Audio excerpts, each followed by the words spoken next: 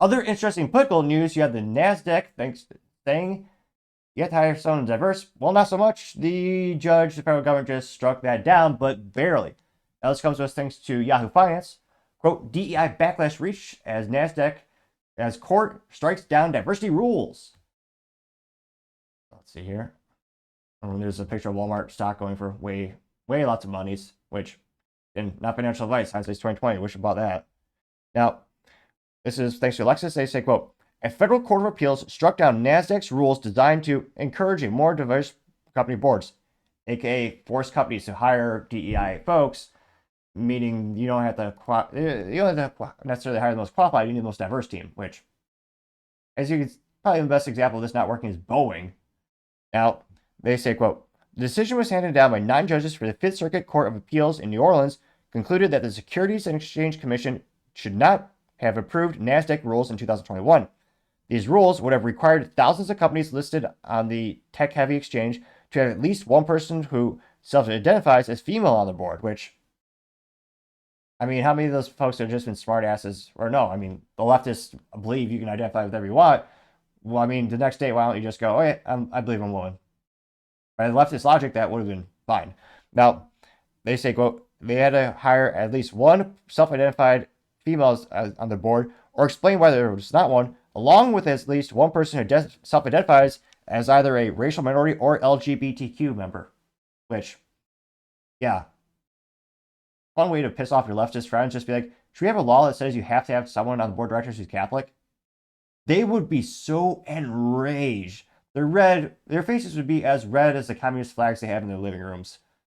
Or, more accurately, the communal spaces, because they don't actually want to own property. Well, they do, but they say they don't. Now they say, quote, this was a first proposal of its kind for a U.S. exchange, and it attracted opposition from conservative groups that challenged the policy in court. Or people who just want, competency to be the biggest parameter of who you hire, not things you can't control. I mean, I'm Cuban. I don't think you should be forced to hire at least one Hispanic person on the board of directors. That's ridiculous. To hire the best man for the job. Now, they say, quote, the 9 appeals judges in the majority who were appointed by Republican presidents found NASDAQ's proposal violated securities law. I mean, also violates the fact that you're supposed to treat everyone equally and not give people preferential treatment based on things they can't control. Now, they say, quote, we hold that the diversity rules cannot be squared with the Securities Exchange Act of 1934. Now, this is the scary part. This is only ruled 9-8. What? It should have been 17-0. And it was 98. It was 9-8. It was that close. Where they would force businesses to pick people based on the fact that they self-identified as women, which, again, they can't define what a woman is, or they're part of the LGBTQIA plus community. Really.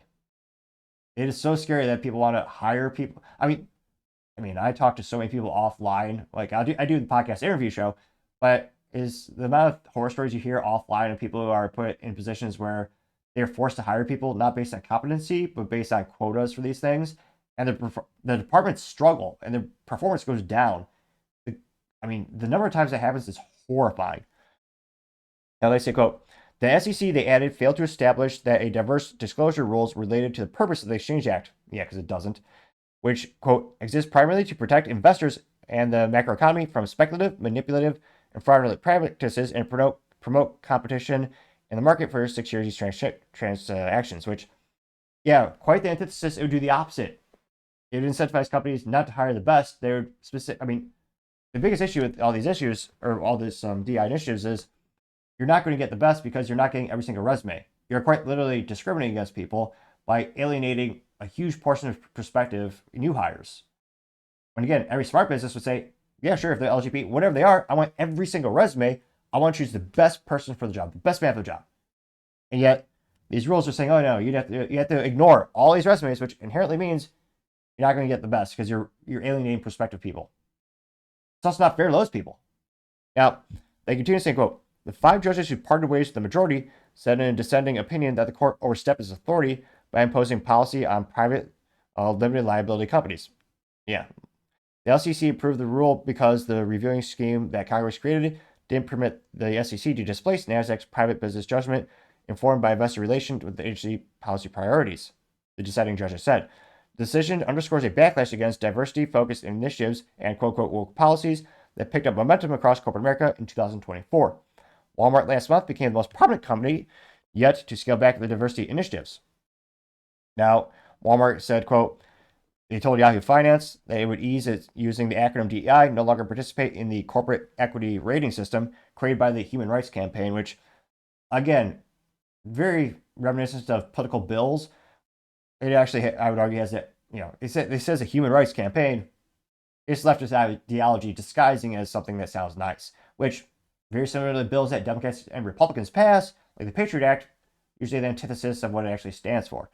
Now, they also ended their $100 million Center for Racial Equity that was scheduled to sunset in 2025, which I'm still waiting to see like the ROI or like the use case for BLM and all the money that was raised and all the communities that were fixed and improved.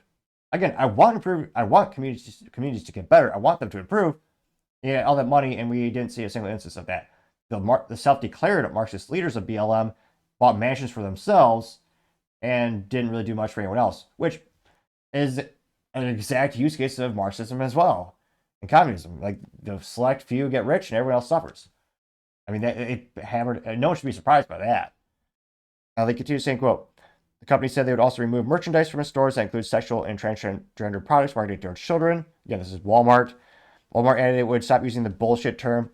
Oh, that's me adding that. Latinx, which, yeah, my family is off from Cuba.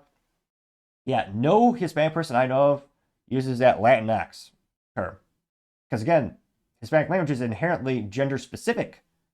So anyone who's really Hispanic, they don't do this Latinx crap. It's insultive to the language and the culture, many would argue. Now, Home Depot also joins other companies like Lowe's, Tractor Supply, John Deere, Harley Davidson, Jack Daniels, and then with all these other companies that are pulling back from these DEI initiatives. Now, again, this court ruling, it can't be stressed how important it is. For not just these businesses' health, but also equality in the United States. Everyone should have an equal opportunity to get a board seat, to get a job.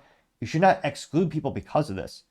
Now, it's cliche to say, but some of the people who are pushing for it say they'll make up for equities, or they have good intentions, which is one of the most famous age-old sayings of all time, good intentions, which, again, one of the most prolific, famous counters to that is, you know what wise man once said, the road to hell is paved with good intentions.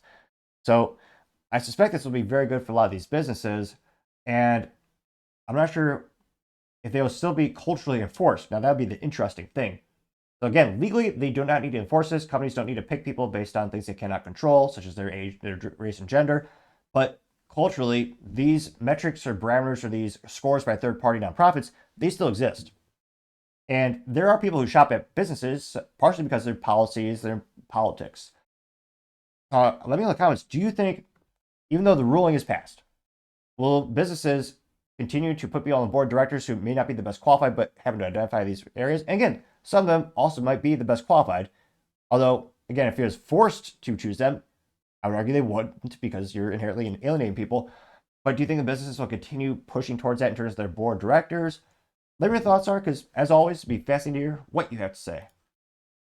Thank you, everyone, for taking the time to tune in today. Again, try to get to 4,000 subscribers by the end of the year. So if you can click that button, I greatly appreciate it. Also, give me a thumbs up, thumbs down, or comment. It's a great way to give me some additional feedback, letting me know how I can make the show better and better.